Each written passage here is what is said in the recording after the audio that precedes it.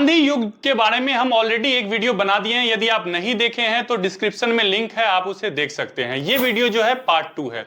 पहले वीडियो में हमने गांधी जी के प्रारंभिक जीवन के बारे में आपको बताया कि गांधी जी कहां पैदा हुए थे, उनके माता पिता का नाम क्या था, वो कब शादी किए, उनकी जो है शिक्षा दीक्षा कैसे हुई, उसके बाद जो है वो दक्षिण अफ्रीका कब गए, दक्षिण अफ्रीका से भारत कब आए, भारत आने के बाद जो है उन्होंने अपना राजनीतिक जीवन की शुरुआत कैसे की और उसके बाद क्या किन किन चुनौतियों का उन्हें सामना करना पड़ा, उसके बाद उनके द्वारा किए गए महत्वपूर्ण आंदोलन में से क्या क्या थे। जय महाकाल, मेरा नाम सम्राट है और आप देख रहे हैं आदित्यपुरम। तो ऑलरेडी जो है हम एक एक करके बहुत सारे टॉपिक को उसमें डिस्कस कर चुके हैं। तो ये वीडियो जो है अब उसका अगला कड़ी है। तो पिछले वीडियो में हमने गांधी जी जो भारत आए 1915 में, वहां से लेके लगभग जलियांवाला बाग नरसंहार कांड तक जो है आपको अच्छे से बता दिया था, एक्सप्लेन कर दिया था। ठीक है, इस वीडियो में जो है हम जो भी आपको पहले सिखाए उससे आगे की जो है बात हम आपको बताएंगे। तो ऑलरेडी जो है हम आपको जलियांवाला बाग 1919 की घटना के बारे में बता दिए थे कि पंजाब के दो लोकप्रिय नेता डॉक्टर सत्यपाल और डॉक्टर सैफुद्दीन किचलू की जो है गिरफ्तारी हो चुकी थी। अब देखिए, जब कोई लोकप्रिय नेता की गिरफ्तारी हो जाती है, जैसे अभी मनीष कश्यप गिरफ्तार हो गए हैं, तो उसका जो है फैन फॉलोइंग है, तो वो लोग क्या कर रहे हैं, बाहर में मीटिंग किए, बहुत बार जो है आंदोलन किए शांतिपूर्ण तरीके से, जो है क्या आगे की रणनीति होगी इसके बारे में जो है वो डिस्कस करते हैं उनके फॉलोअर्स। उसी तरह उस समय जो है डॉक्टर सत्यपाल और सैफुद्दीन किचलू जो है काफी फेमस पर्सनालिटी थे और जब उनकी गिरफ्तारी हुई तो जगह जगह लोगों में जो है आक्रोश हो गया, लोग जो है दंगाए पे उतर गए, जगह जगह हिंसाएं हो रही थी। अमृतसर शहर में 13 अप्रैल 1919 को, डेट याद रखिए, इंपॉर्टेंट डेट है, 13 अप्रैल 1919 को जो है शाम के 5 बजे जलियांवाला बाग जो है वहां पे एक विशाल सभा का आयोजन किया गया। ठीक है, इस सभा में रोलेक्ट एक्ट के बारे में जो है और मतलब उसके विरोध में बहुत सारी बातें हो रही थी, चर्चाएं हो रही थी और बहुत सारा भाषण चल रहा था। उसी समय जो है ना अंग्रेज अधिकारी जो है जनरल डायर जो है वो आए। अंग्रेज उस समय जो है ना बहुत बर्बरता से पेश आता था, तो कुछ लोग जो है ना हिंसक हो गए। ठीक है, क्योंकि देखिए सभी का स्वभाव तो एक जैसा होता नहीं है। गांधी जी हमेशा बोलते थे इस गाल में मारा, कोई दूसरा गाल आगे कर दो, लेकिन कुछ लोग हमारे जैसे थे कि मारने से पहले ही हाथ तोड़ दो। ये वो जनरल डायर नहीं थे जिसकी कि उधम सिंह हत्या कर दिए थे, दोनों अलग अलग है। तो देखिए ये इस बात को अच्छे से आप समझ जाइए कि जलियांवाला बाग कांड हुआ था, उसके बाद उधम सिंह ने उसका बदला लिया था। ठीक है, तो जब उधम सिंह ने उसका बदला लिया था तो उधम सिंह ने उस आदमी को नहीं मारा था जिसने की गोली चलवाई थी। ठीक है, गोली चलवाया था जनरल डायर ने और वो जो मार के आया जनरल ओ डायर को मार के आया था। ठीक है, कब मारे थे उधम सिंह, तो 1940 में जो है वो लंदन जाके, ठीक है, जनरल डायर को मारे क्योंकि जलियांवाला बाग में जो इतनी हिंसाएं हुई थी उसका बदला लेना था। जलियांवाला बाग नरसंहार के समय उसमें वायसराय जो है कौन थे, चेम्सफोर्ड थे। ठीक है, चेम्सफोर्ड के जो है शासनकाल में ये पूरा का पूरा घटना हुआ था। इसके बाद टेन्योर आ जाता है खिलाफत आंदोलन का। तो 1919 से लेके 1922 का जो टेन्योर है ये खिलाफत आंदोलन के लिए जाना जाता है। उस समय जो है ना तुर्की का खलीफा, जो कि पूरे विश्व में जो है मुस्लिम संप्रदाय का धार्मिक गुरु माना जाता था, उसको जो है अंग्रेज बोला था कि इस पद को जो है हम समाप्त नहीं करेंगे। लेकिन उसके बाद क्या हुआ कि अंग्रेज उस पद को ही, खलीफा पद को ही क्या किए, समाप्त कर दिए, जिसके कारण कि सभी लोग आक्रोशित थे। गांधी जी ने इस आंदोलन में सहयोग किया मुस्लिम लोगों का, क्योंकि वो पूरे कम्युनिटी को एक साथ लेके राष्ट्रीय आंदोलन में जोड़ना चाहते थे। ठीक है, वो पूरी कम्युनिटी को क्या एक साथ लेके राष्ट्रीय आंदोलन में जोड़ना चाहते थे। तो उसके बाद प्रारंभ में जो है नेतृत्व जो है इसका कौन कर रहा था, तो अली बंधु कर रहा था। अली बंधु कौन कौन है, शौकत अली और मोहम्मद अली को अली बंधु के नाम से जाना जाता है। ठीक है, और लेकिन ये जब पूरा ग्रुप हुआ, गांधी जी इसमें सहयोगी, गांधी जी पावरफुल नेता उस समय तक हो चुके थे। ठीक है, तो गांधी जी ने इसका नेतृत्व किया। तो क्वेश्चन आता है कि खिलाफत आंदोलन का नेतृत्व किसने किया, तो खिलाफत आंदोलन का नेतृत्व जो है महात्मा गांधी ने किया। खिलाफत आंदोलन का नेतृत्व किसने किया, महात्मा गांधी ने किया। ठीक है, अब उसके बाद जो बहुत इंपॉर्टेंट आंदोलन आ जाता है वो है आपका असहयोग आंदोलन। असहयोग आंदोलन 1920 में चालू हुआ था। असहयोग आंदोलन कब चालू हुआ था, 1920 में। इन सभी घटनाओं को देखते हुए गांधी जी जो है ना असहयोग आंदोलन की शुरुआत किया कि भाई ये सब जो है आक्रोश हो रहा है। गांधी जी भारत में सबसे बड़ा आंदोलन जो है शुरू कर रहे थे अपने स्तर पे। ठीक है, तो एक तरह से आप कह सकते हैं कि गांधी जी का भारत में सबसे बड़ा आंदोलन जो है असहयोग आंदोलन था। ठीक है, यह आंदोलन अहिंसक होना था। ठीक है, गांधी जी जो है अहिंसा को सपोर्ट करते थे, नॉन वायलेंस को सपोर्ट करते थे, वायलेंस के बिल्कुल खिलाफ थे। इसमें भारतीयों को अपने खिताबों का त्याग, जैसे जो कोई पदवी वदवी दे दिया गया था ना, उसको त्याग करना था। ठीक है, और सरकारी शिक्षण संस्था, सरकारी सेवाओं और विदेशी सामानों, चुनावों का बहिष्कार, सब सारा चीज करना था। खादी को बढ़ावा दिया जा रहा था। ठीक है, ये तो पहले भी ऑलरेडी हुआ ही था। तो उसके बाद इसमें मेन जो मुद्दा था वो क्या था? विदेशी सामानों, चुनावों का बहिष्कार करना और उपाधि जो दे दिया गया था उस सब उपाधि को लौटाना। देखिए अंग्रेज क्या करते थे, आप उसको थोड़ा सा फेवर ओवर कीजिए तो आपको बहुत बड़ा पदवी दे देते थे। जैसे गांधी जी को केसरे हिंद की उपाधि दे दिया गया था। केसर मतलब क्या होता है? सिंह, यानी हिंद मतलब पूरा भारत, पूरे भारत का शेर कहा गया था। ठीक है, गांधी जी जो है ना अपना उपाधि वापस कर दिए। तो गांधी जी केसरे हिंद की उपाधि कब वापस किए? 1920 में। 1920 ईस्वी में गांधी जी ने अपने उपाधि को वापस कर दिया और असहयोग आंदोलन जो है एक जन संप्रदाय का आंदोलन बन गया। सभी लोग जो है एकजुट होकर इसमें लगे और जो है ये पूरी तरह से जो है अहिंसक आंदोलन था। सभी लोग जो है इकट्ठा हुए और उसके बाद रणनीति बना के जो है इस आंदोलन में सक्रिय भूमिका निभाई। उसके बाद आ जाता है गांधी जी के टेन्योर में चौरी चौरा कांड। ठीक है, तो 5 फरवरी 1922 को जो है ये ऐतिहासिक जो है आंदोलन हुआ। इसके बारे में जो है चौरी चौरा, पहले चौरी चौरा कांड के बारे में आपको हम ब्रीफिंग करते हुए चलते हैं। 5 फरवरी को गोरखपुर जिला में ये पड़ता है। जगह कहां पड़ता है? गोरखपुर जिला में। किसानों का एक जुलूस जो है ना, पुलिस के द्वारा जो है गोली चलाने में पुलिस क्या करता था बहुत। तो उसके बाद फिर क्या हुआ कि कुछ लोग भड़क गए। भड़कने के बाद जो है लगभग 22 पुलिसकर्मी, ठीक है, अंग्रेज के 22 पुलिसकर्मी को जो है मार दिया गया, थाना को जला दिया गया, काफी तोड़फाड़ हुआ। उसके बाद जो है खतरनाक तरीके से जो है ना ये कांड आगे बढ़ा, अगजली हुआ। लोग जो है काफी हिंसात्मक होते चले जा रहे थे। तो गांधी जी जो है इस पूरा आंदोलन को ही वापस कर लिए। ठीक है, परंतु इस असहयोग आंदोलन को समाप्त करने के फैसले की काफी आलोचना हुई। ठीक है, सुभाष चंद्र बोस के द्वारा इस फैसले को तो राष्ट्रीय संकट तक बता दिया गया था। बोला ये तो राष्ट्रीय संकट है। ठीक है, कई दिग्गज नेता उस समय जैसे चित्तरंजन दास साहब, ये सबको भी जो है ना ये बहुत ही मतलब कि अच्छा नहीं लगा ये आंदोलन को वापस ले लेना। उसके बाद जो है आता है स्वराज पार्टी। 1923 ईस्वी में जो है ना चित्तरंजन दास और मोतीलाल नेहरू जो है मिलकर एक अलग पार्टी बनाए, स्वराज पार्टी। क्योंकि ये जो है ना ये सब जैसे आंदोलन वापस ले लेते थे और पूरी तरह से जो है अहिंसक होके जो है ना सक्रिय आंदोलन करना चाहते थे, तो उनका विचारधारा जो है ना उस समय कुछ डिसमैच हो रहा था। इस क्रम में चित्तरंजन दास और मोतीलाल नेहरू ने जो है ना इलाहाबाद में क्या बनाया? एक पार्टी बनाया। 1923 की बात है ये, और उस पार्टी का नाम रखा स्वराज पार्टी। स्वराज पार्टी में जो है वो भी आजादी के लिए ही संघर्ष कर रहे थे, लेकिन देखिए दोनों में फैक्ट क्या था कि कुछ कुछ निर्णय जो है वो स्वतंत्र रूप से अपना ले रहे थे। ठीक है, गांधी जी उनको फेवर करते हुए चल रहे थे, लेकिन फिर क्या हुआ कि वो उनका जब विचारधारा नहीं मिलने लगा, कुछ कुछ आंदोलन जब गांधी जी वापस ले लिए, तो उसके बाद जो है वो क्या बोले कि नहीं हम जो है अपना अलग से गठन करेंगे। स्वराज पार्टी का गठन हुआ। उसके बाद जो है गांधी जी युग में हम पढ़ेंगे 1928 का साइमन कमीशन। देखिए साइमन कमीशन 1928 में संवैधानिक सुधार का अध्ययन करने के लिए भारत आया हुआ था। संवैधानिक सुधार मतलब क्या कि भारत में किस तरह से जो है यहाँ पे कॉन्स्टिट्यूशन लागू होगा और किस तरह की यहाँ पे विधि व्यवस्था लागू की जाएगी, ये तमाम तरह के सुधार के लिए जो है साइमन कमीशन आया था। भारतीय संवैधानिक सुधारताओं को देखने के लिए साइमन कमीशन की नियुक्ति तो हो गई थी, लेकिन बात यह है कि सर जॉन साइमन जो था जब आया था उसमें 7 अंग्रेज ही से, उसका टोटल मेंबर क्या था? अंग्रेज। तो भारत के लिए कानून बन रहा है और भारत का उसमें से एक भी आदमी नहीं था, तो भारतीयों ने इसे अपमानजनक समझा। ठीक है, और इसका जो है पूर्ण रूप से बहिष्कार किया। तो साइमन गो बैक के नारे लगे और पूर्ण रूप से जो है गांधी जी भी इस इस आंदोलन के में सक्रिय भूमिका निभाए। साइमन कमीशन 3 फरवरी 1928 को बिलायत से मुंबई पहुंचा। बिलायत मतलब समझिए विदेश। ठीक है, जैसे कि लंदन से यहाँ आया तो हम लोग फॉरेन को जो है बिलायत कहते हैं अपने गांव देहात के भाषा में। तो जो है वहां से जो है साइमन कब आया? 3 फरवरी 1928 को जो है साइमन आया।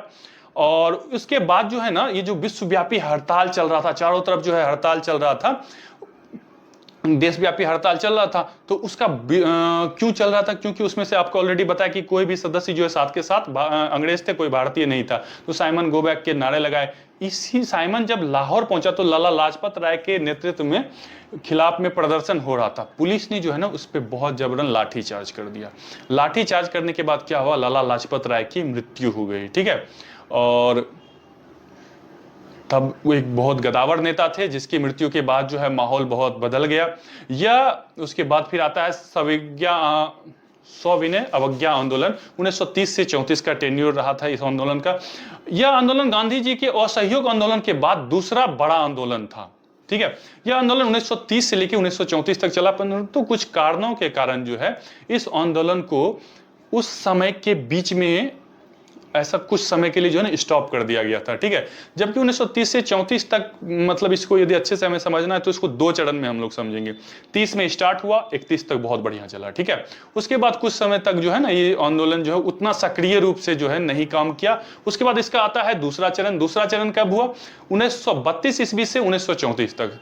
सविनय अवज्ञा आंदोलन महात्मा गांधी द्वारा शुरू किया गया था और सविनय अवज्ञा आंदोलन में भारतीयों की मांग को स्वीकार करने के लिए ब्रिटिश सरकार पर काफी दबाव बनाया गया और ब्रिटिश सरकार जो है दबाव बनाएगा, यही सब पूरा का पूरा टेन्योर चल रहा था। ठीक है, इसी सब टेन्योर में जो है गांधी इरविन समझौता भी हुआ है। ठीक, तो 30 से 34 का जो ये टेन्योर है ये काफी इंपॉर्टेंट हो जाता है एग्जाम के पॉइंट ऑफ व्यू से। दांडी मार्च की भी यदि हम बात करें तो 22 मार्च 1930 से लेकर 6 अप्रैल 1930 तक दांडी मार्च जो हुआ ये भी इसी बीच में हुआ था। 1930 में गांधी जी ने उस समय भारत के जो है तत्कालीन वायसराय जो थे लॉर्ड इडविन, उसके समक्ष 11 सूत्रीय प्रस्ताव रखे थे। 11 सूत्रीय प्रस्ताव में भारतीय कैदियों को छोड़ना, सेना का खर्च कम कर देना, इस तरह के तमाम जो है ना ज्वलनशील मुद्दे को उठाया था। इडविन के द्वारा गांधी जी की 11 सूत्री मामला के ऊपर कोई कदम नहीं उठाया गया। ठीक है, इडविन ने इसको जो है एक सिरे से नकार दिया। उसके बाद गांधी जी ने दांडी मार्च करने की घोषणा की। दांडी मार्च में गांधी जी के द्वारा नमक के ऊपर टैक्स लगा दिया था। सोचिए कि जो नॉर्मल पर डे का यूज होने वाला चीज है, खाने पीने वाला चीज है, वो तो आदमी खरीदेगा ही खरीदेगा, उस पर बहुत हैवी टैक्स लगा दिया था। तो इस टैक्स को हटाने के लिए गांधी जी ने क्या किया? सविनय अवज्ञा आंदोलन को शुरू किया और इस आंदोलन में जो है वो दांडी तक गए।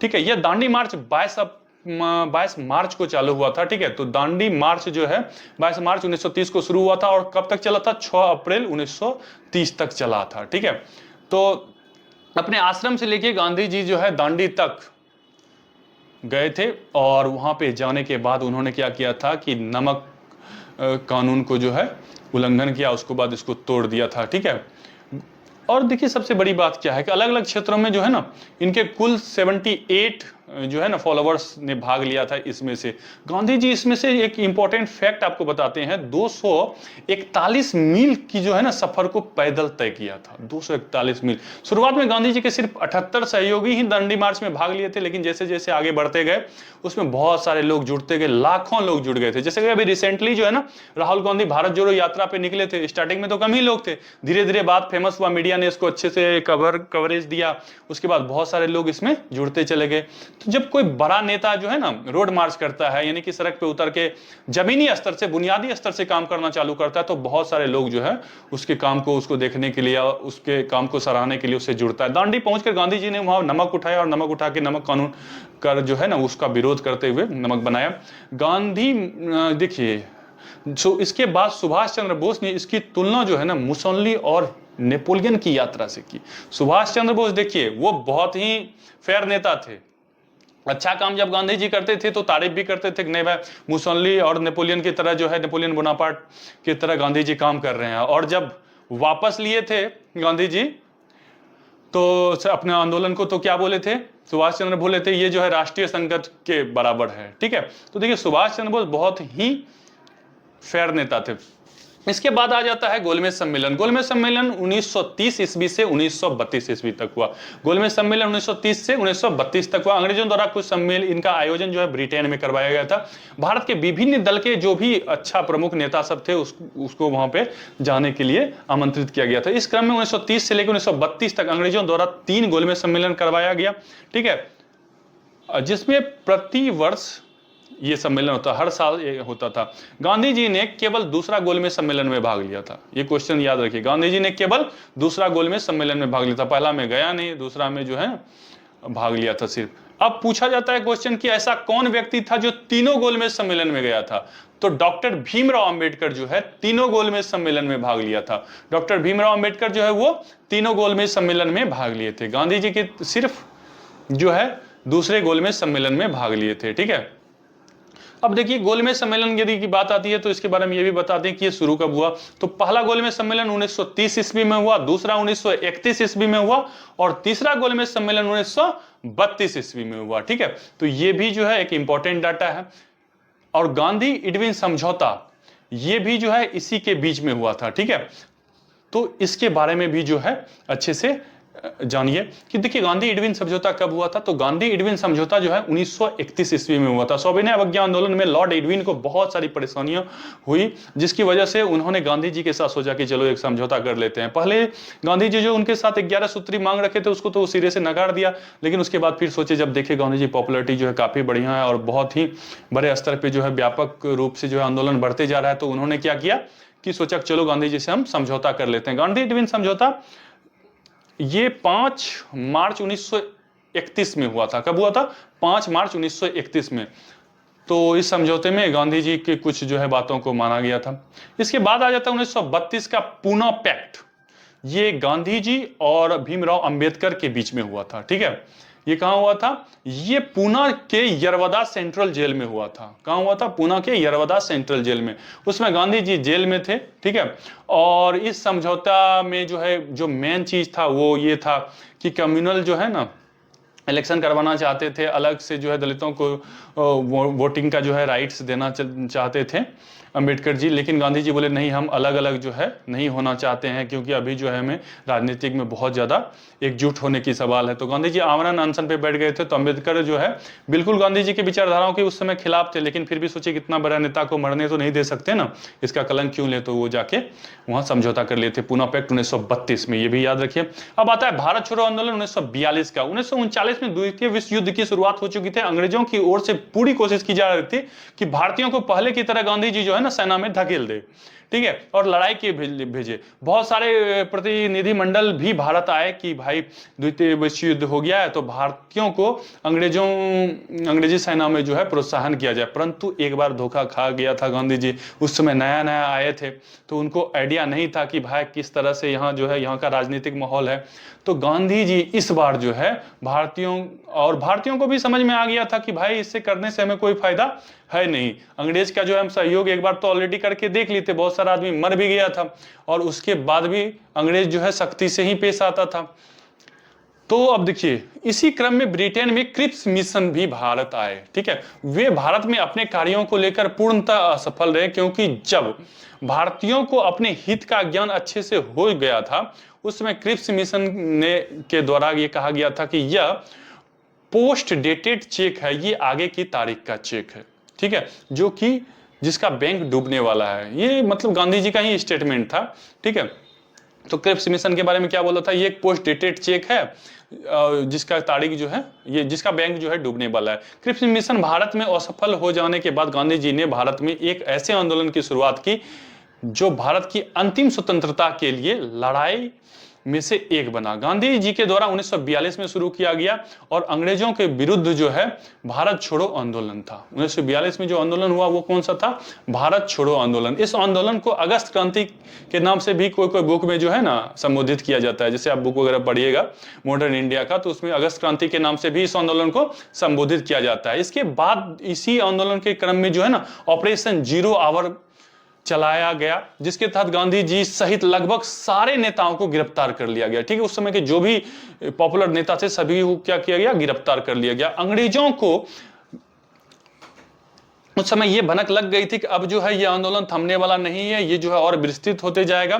तो गांधी जी को अंग्रेजों द्वारा गिरफ्तार करके कहां रखा गया था? आगा खां पैलेस में कैद कर दिया गया था, और अंग्रेजों की ओर से पूरी कोशिश की जा रही थी कि इस आंदोलन को दबाया जाए। देखिए शुरू दिनों से जो है ना जब जब आंदोलन उठा था, जैसे सिपाही विद्रोह उठा था, तो उसको भी अंग्रेज क्या किया था? दबा दिया गया था।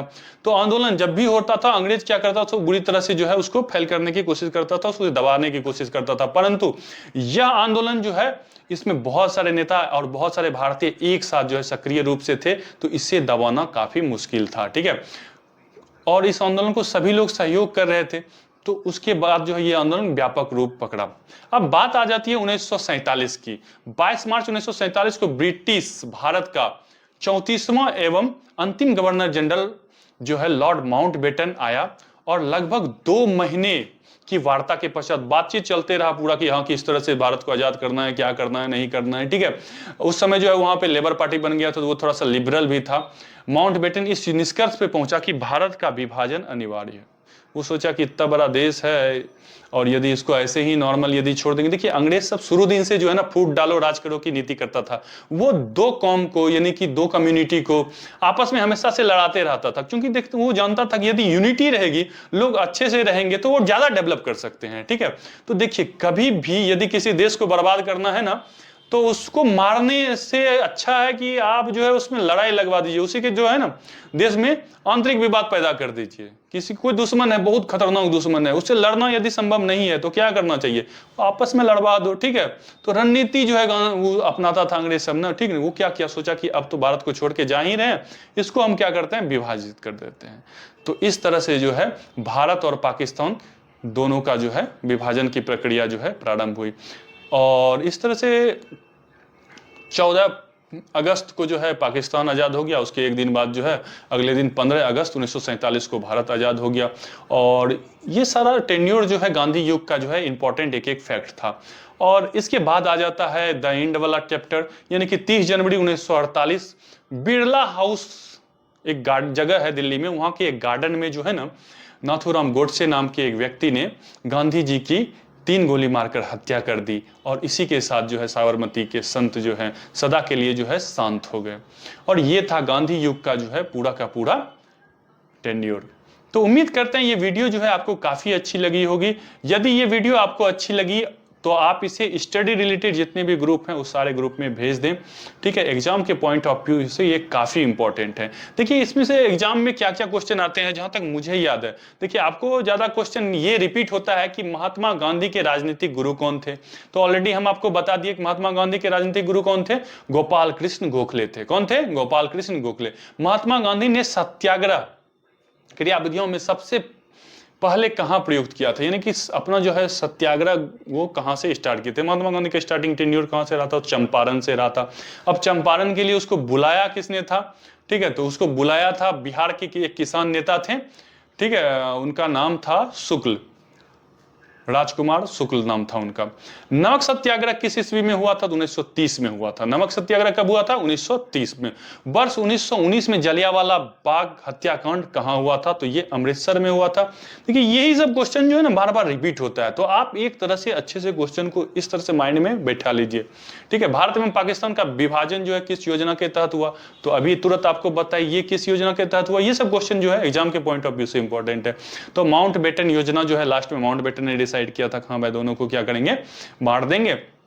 उसके बाद जो है फिर ये जो है भारत विभाजन योजना के तहत माउंट बेटन ने जो है भारत और पाकिस्तान को विभाजित कर दिया। साइमन कमीशन का भारत में आगमन कब हुआ, ये भी क्वेश्चन हम देखे हैं बहुत सारे प्रीवियस ईयर क्वेश्चन में। तो साइमन कमीशन कब आया था, तो आपको बता दिए हैं कि साइमन कमीशन 1928 में आया था। अब देखिए आप कुछ कुछ चीजों को जो है ना अच्छे से आप याद कर लीजिए, जैसे कि पूना पैक्ट कब हुआ था, 32 में हुआ था। गांधी इरविन समझौता कब हुआ था, 31 में हुआ था। साइमन कमीशन कब आया था, तो 28 में आया था। असहयोग आंदोलन कब हुआ था, तो 1920 में हुआ था। मतलब एक एक चीज को जो है ना आप लिखिए, अच्छे से लिख लीजिए। लिखने के बाद जो है ना एक सीरियल वाइज पढ़िए। ठीक है, एक सिरे से स्टार्ट कीजिए और जो है ना अंत तक जाइए और उसको अपने से हैंड नोट बनाइए। जब आप हैंड नोट बनाते हैं, आप जब लिखते हैं अपने से, तो आपको बहुत सारा डाटा जो है वो याद हो जाता है। ठीक है, और डाटा जब याद होगा तभी तो एग्जाम में आप अच्छा स्कोर कर पाएंगे। तो आज का ये सेशन यहीं समाप्त करते हैं, जल्द मिलते हैं अगले वीडियो में। तब तक के लिए लव यू टू, जय हिंद।